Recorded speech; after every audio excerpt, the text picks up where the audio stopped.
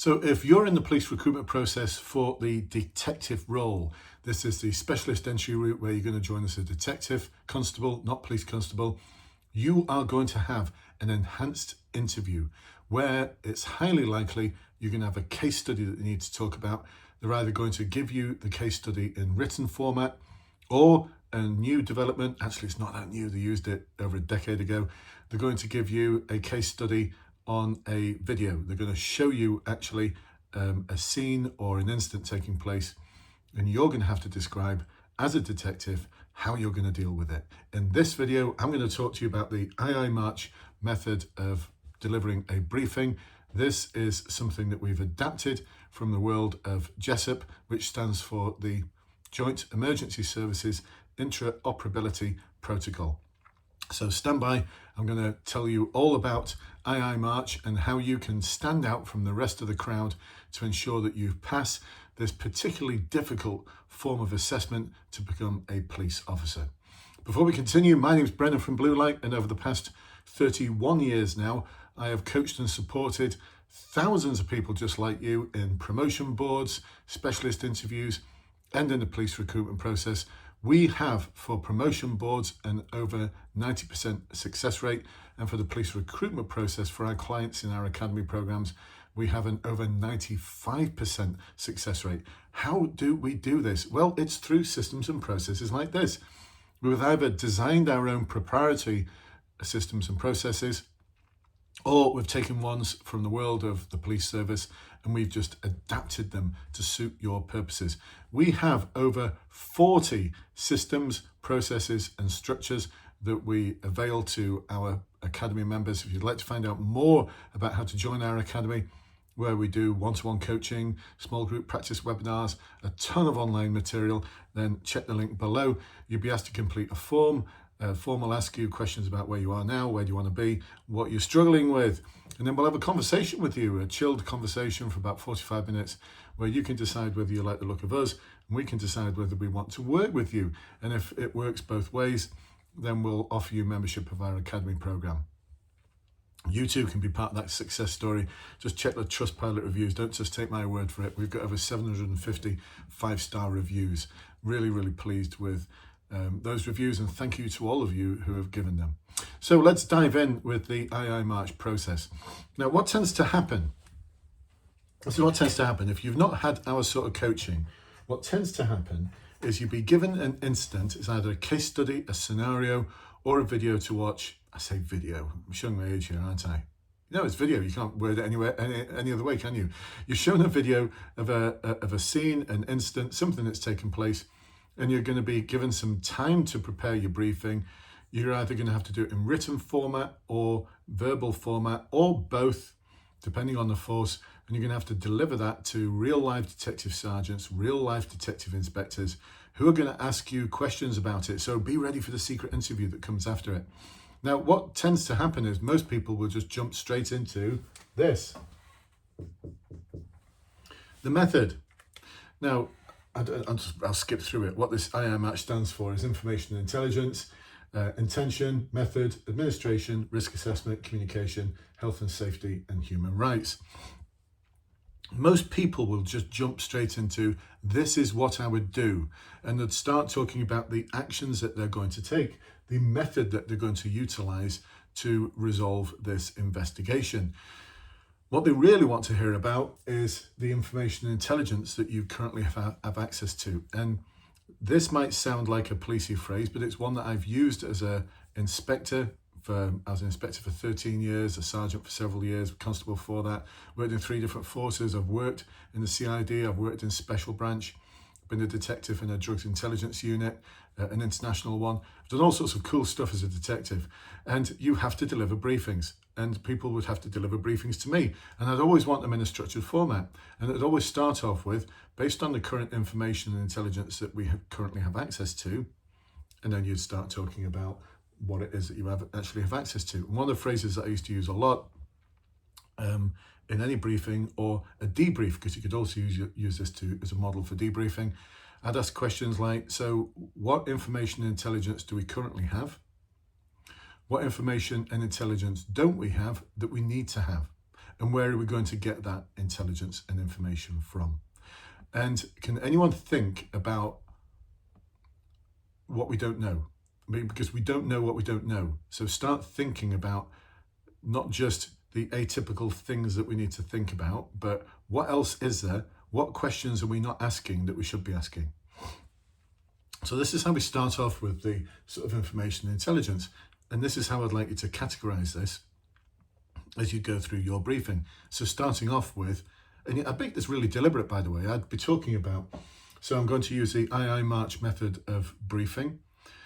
This is from the Joint Emergency Services Interoperability Protocol. Come on, show off. Show that you've done your research. The first stage I'd like to focus on is the information and intelligence. First of all, from the information that's been provided to me that I currently have access to, I can see that, I can tell you that, and you just like list out the information that you're aware of. And then you move into, so if that's the information I do have access to, there's information and intelligence I don't have access to, but I need to have access to, and it is this, ding, ding, ding, ding, ding. And throughout this whole process, I'll be thinking about what questions I've missed, because I don't know what I don't know. In respect of this incident, I don't know what I don't know.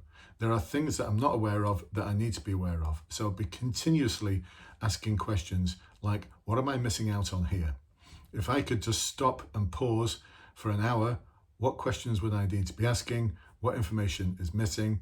Where can I get that information from? So you're demonstrating this level of professional curiosity that other candidates just won't have. Full stop. They just won't have that level of professional curiosity. Now, what we do in our academy program is we actually tell you these are the sort of things in a real life investigation that you'll be looking for in terms of the information that you actually need and the information that you may not be aware of that you need to be aware of. We also go into the intention part after this. And this is, you've got to get really good at delivering this in a structured way, by the way, because even our academy members who practice this time and time again, when we do a one-to-one practice session with them, they tend to get a bit muddled. They'll jump into the method, then they'll be bounced back to the intention, and then they'll cover a little bit more information, and they'll talk a little bit about administration, and then they'll go back to the method again, and then they'll talk about some communication, and then they'll miss something out. They do what we call topic hopping, and it really confuses the assessors. But if you can deliver this like chapters in a book, so the information, so the next stage of the briefing is my intention. And for this, we use the 5 building blocks of a criminal investigation. Look it up. Or should I just tell you now? See if I can remember it off the top of my head. The first part, yeah, all right, let's go for it. The first part is that we've got to secure and preserve life. So what lives need preserving and securing to make sure that no one gets harmed who's already involved. Or you might want to start asking the questions in this bit here. We have 1 victim. How do we know there's not 2? How do we know there's not 3? How do we know there's not a body lying in the bushes 50 meters away? So we don't know about these things. So that's the first intention, protection of life and property. The second building block is the protection of the scene. It's not going to get the bad guy, the protection of the scene, because if the scene isn't protected, it doesn't matter if you've got the bad guy, all your evidence, all your forensic evidence has just been trashed because you've not protected the scene properly. So we've got to protect the scene. That's the second part. The third building block of a criminal investigation is to secure and preserve evidence from the scene. We want to secure and preserve evidence from the scene. So that's number 3. If we don't do that, if we've protected the scene but we've not secured and preserved the evidence from it or the scenes, then we've not done our job properly and we can't connect things forensically. The fourth thing that we're looking for in the building blocks of a criminal investigation, our fourth intention would be to secure witnesses, testimonies, evidence from witnesses. Included in that, I would also include CCTV and other forms of digital content. Maybe thinking like ANPR. So securing information from witnesses, from CCTV, from other digital sources. The fifth one, go and get the bad guy. That's the fifth one. Go and get the bad guy. Ensure the safe arrest of the suspects or suspect. So I would also be talking about in my method how I'm going to ensure the safe arrest of the suspect. And then we move into so the intention is pretty much the same all the time. You know, those 5 building blocks, we just turn into the 5 intentions that you have in respect of this investigation. And then we roll into the method and we go through those 5 building blocks as a system for talking about the method. And we go into this in great depth in our Academy program, including things like the forensic triangle to make sure that you are forensically aware. Every contact leaves a trace. So you want to be making sure that in your investigative plan, which is the method that you outline, you're talking about things like that and so much else. There's so much else that we can talk about, but I just don't have time in this video. It's now 10 minutes into this video. I could talk about this IIMARCH model and how you can ensure that you completely ace your briefing for hours. Seriously, and in the Academy program, we do talk about it for hours and we get you to practice for hours so that when you actually go to the briefing, you nail it confidently. There's no sign of nervousness. You will deliver your briefing better than 95% of the detectives that are out there. How can I be saying that with such assurance? Well, I've had so many detectives give me briefings over the years as an inspector, because they'll always need resources off me or an authority for something or a search warrant or whatever the thing is that they need. And I, as the divisional inspector or a neighbourhood inspector, I'm the person that can press that button and allow them and enable them to get the things they need. First of all, I need to understand what's going on. So I'll either attend a briefing or I'll have them deliver a briefing. And I've got to say, like, 70% of them were just awful. 20% of them were pretty good. 10% of them were awesome. So you're going to be in that top 10%. You are going to be in such a position that the DI or the DS who's actually interviewing you is going to be sat there thinking the same thing, thinking this briefing is better than what most of my officers can deliver. This is freaking awesome. Let's get this person recruited now. And you may be thinking, surely they'll know I've been coached. So what? So what? There's not many sergeants, inspectors, chief constables out there who have not had coaching to prepare them for their board, their promotion boards. How do we know this? Because we run the promotion academy as well. Everyone gets some coaching, everyone gets some support. There's absolutely nothing wrong with it. And if they even asked you, and this has never happened, even if they asked you, where did you get this model from? You could just say, I've spoken to a retired inspector who told me about a really cool model that I could utilize for the briefing phase. Now, once you've gone through all of this, don't forget there'll be a secret interview after it, because they're going to ask you a ton of questions. They're going to question your decision making. They're going to question your abilities. They're going to question your values. They're really going to press the buttons to see what you're made of. Hold your ground, folks. Hold your ground. This stuff is gold. We'll show you the way. You've just got to do the hard work. There's no magic wand.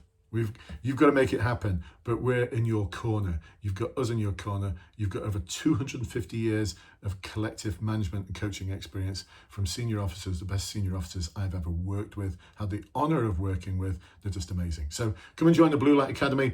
Here's your call to action. If you want to pass like all, I'm trying to think, when was the last person who failed the detective process? I can't even think of the last time someone failed the detective process who was in an academy. Come and join us. You've got 2 choices now. You can either choose to do this on your own, choose to do it with us, complete the form below, have that conversation. It's completely free. There's no obligation. And the feedback, check our Trustpilot reviews. It's what they say, is it doesn't even seem like a sales call. It's all part of the coaching process. It's how we initiate the coaching process for you. Look forward to seeing you soon. Stay safe, practice, and I'll catch up with you another time. Bye-bye for now.